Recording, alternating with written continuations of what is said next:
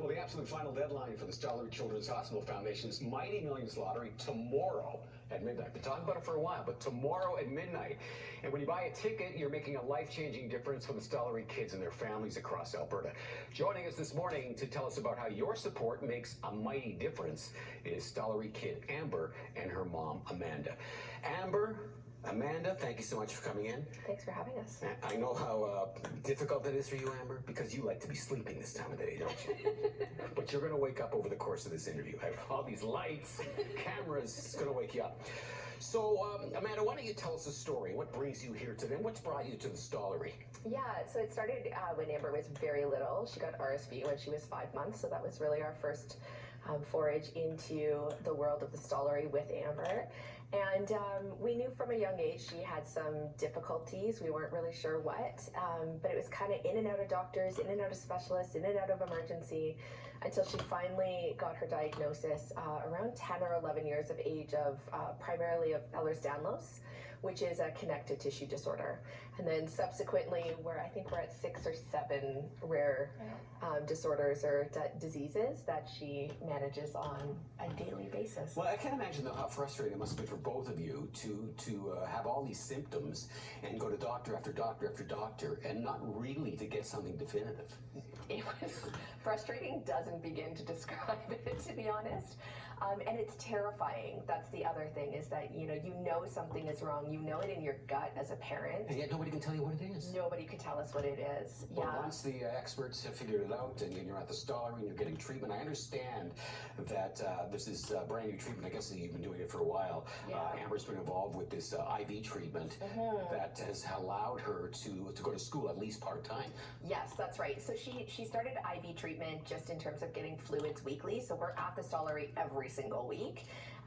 And then that wasn't really doing it, so we switched to a different product. That was like a little better, but now there's a new product. It's not new to Canada, but it's new for her specific diagnosis. And it gives her extra antibodies, so helps her immune system fight infections. And yeah, it's really hard on the body, but it's been really great to see her start to perk up a little bit, have more energy, and be able to go to school part-time. Yeah, I would imagine. So Amber, what does it mean to you to be in a position where you couldn't go to school? I mean, for a couple of reasons. First of all, you had the pandemic, and then you got the treatments, and now because of this technology that you're receiving at the Stollery, you are able to go to school. What's that like? Well, for me, it's a bit stressful. It's overwhelming because I haven't been to school for 3 years, and then I'm in high school, so it was quite terrifying at first. I'm getting a bit used to it, but it's still a challenge. Yeah, I would imagine so. And as your mom was saying, you're still obviously spending time at the Stollery on a regular basis. Talk about being at the Stollery and the kind of help you get from those who work there, from the support staff, from the doctors, that help you manage your stays at the Stollery. Well, there's like lots of doctors, lots of nurses, and I think it's always fun to go to 2D3 where I get my treatment. Lots of laughing and everything. Doctors are great. They really do everything they possibly can. Did you get the opportunity to socialize with kids who aren't necessarily going through exactly what you're going through, but they're under a pretty stressful scenario themselves? Yeah. Does that help you to be able to talk with the other kids? I have 3 friends that also go there for treatment, and yeah, we sometimes talk. I don't know if it's always about health, but I think all 3 of my friends there have a lot of similarities to me. Sure. It's not always so good to talk about health. You can talk about distractions, about other things in your life, right? Amanda, as far as the Mighty Millions Lottery, as I say, we've been talking about this for a while.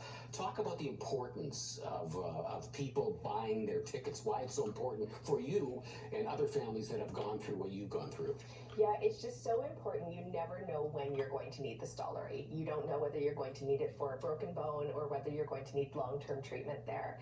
And so having the Stollery in our backyard, having the funds going to things like research, to things like improving the hospital, it's just so beneficial to have it there, to have the ability to have amazing doctors and nurses and teams of people that are there all the time. Well, Amanda and Amber, thank you so much for coming in and sharing your story. And Amber, we wish you the best of luck with your health. Okay. Thanks. All right. Don't miss out your chance to